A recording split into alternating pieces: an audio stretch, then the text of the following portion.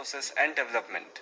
Chapter 1, Resources. So, what is the meaning of resources? Anything that can be used to satisfy a need is a resource. So this sentence over here speaks a lot about this chapter. There are almost unlimited examples on this planet Earth that can be covered behind this sentence. Let's go through some basic examples. The water you drink for thirsty, that's a resource. Water is a resource. And then electricity that we use in a house, it is a resource. And again, the way we use transportation, rickshaw, to get home from school or anywhere, that is again a resource. So this is all that we are going to study in this chapter. Water, electricity, rickshaw, vegetable and textbook have something in common. We know that they all are separate things, but what is it that is common in between all of this? So they are nothing but utility, which means we use them. We don't just keep it with ourselves, we use them. Now, how you use it, that's a whole different thing. What we are concerned about it is that we use these things. We don't just keep it in stock. Therefore, utility or usability is what makes an object or a substance a resource. I hope this line is absolutely clear. Now, the best question you can ask in this chapter is, how does something become a resource? What it means is, for example, if I give you electricity and you don't know how to use it, then how do you turn that into a resource? You go to school and colleges to learn, and you learn something. But if you are not told how to apply that knowledge, then how do you make that knowledge a resource? That is a big question.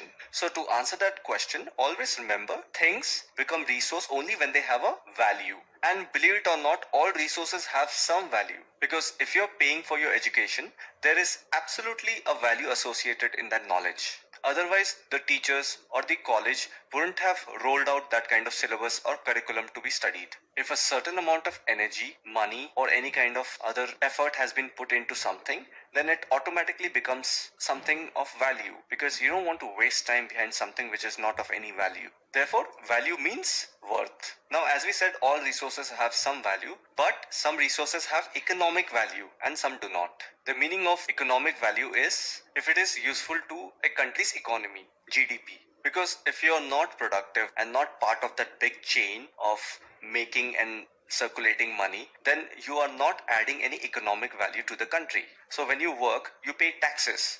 You use that money to buy things and feed yourself. So all the money that is going out from your salary, that is adding to the economic value of the country. And on the other hand, if you're not working, if you're unemployed, then you cannot earn money, you cannot spend money. Therefore, you are not of any economic value. So this was a high-end example from myself. Let's take a little smaller example. For example, metals may have an economic value, but beautiful landscape may not. So metals, iron, aluminium, nickel, they have economic value.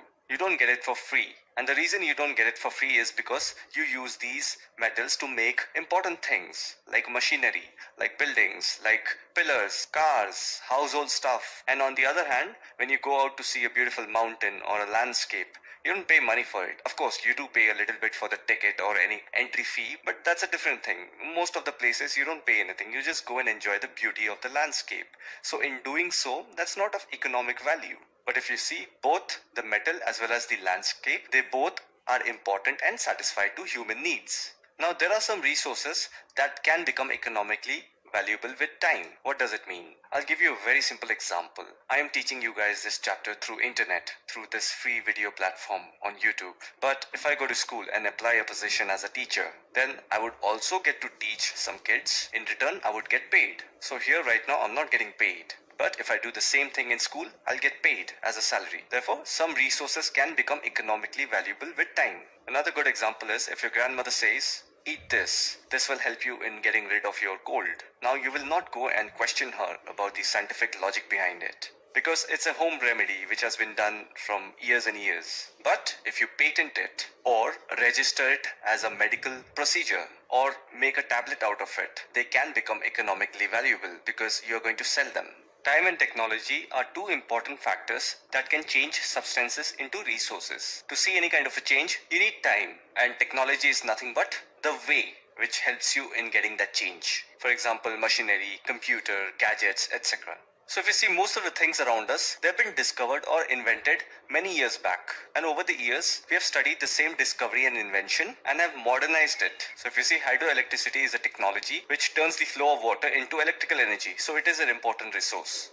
So resources are generally divided into natural, human-made and human. So don't get confused between human made and human, because human is we ourselves and human made is the things that we have made, and nature is natural. So let's read about natural resources. So by the name you can figure out that it is drawn from nature, and we use it with a little bit of modification. As we have read earlier, it is of no use if you don't know how to apply the knowledge. With modification, we can use the resources that are provided by nature. So some of the natural resources are air, water, lakes, soil, minerals. They are all natural resources. So if you see, they are all for free. You don't need to pay anything for it. But there are a lot of other things which needs to be changed with the help of tools and technology for us to use it. So now natural resources